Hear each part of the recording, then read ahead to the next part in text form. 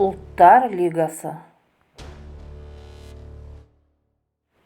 Ұлттар лигасы халықтар арасында әріптестікті дамытып, олардың бейбітшілігі мен қауіпсіздігінің кепілі болуды мақсат тұтатын халықаралық ұйым.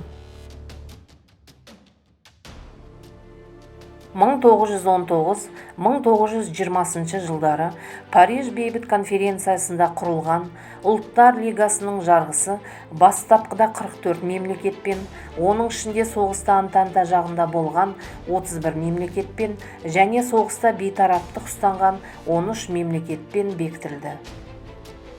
ақш Ұлттар лигасының жарғысын бекітпей, оның құрамына кірмей қалды.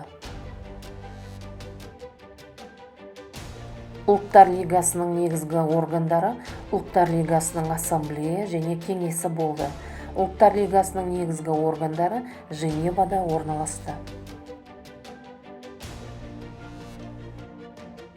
Мұндай ауқымдағы халықаралық ұйымның құрылуының негізгі алғышарттары бүкіл әлемдік почта одағы, Қызыл крест, Гаага конференциялары және тұрақты арбитражды сот сияқты ұйымдар болды.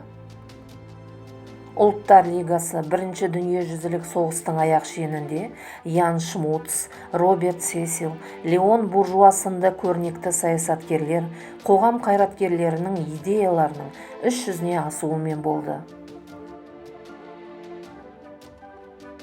Егер бастапқыда Ұлттар лигасының мүшелері Бірінші дүниежүзілік соғыста жеңіске жеткен елдер, сондай-ақ бейтарап елдердің көпшілігі болса, кейінірек басқа мемлекеттер де кірді.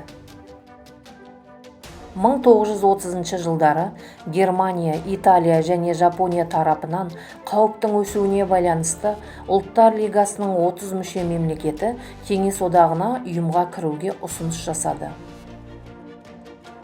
1934 жылы 18 қыркүйекте Кеңес одағы Ұлттар лигасына мүше болып, кеңесте тұрақты орын алады.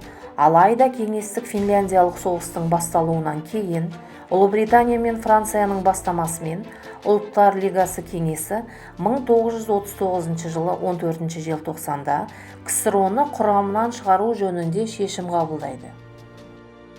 Ұлттар лигасы босқындарға көмек көрсетіп, құлдар сатуды, опиум сатуды ауыздықтап, алғашқы рет қоғамдық денсаулық сақтау жағдайына зерттеу жүргізді.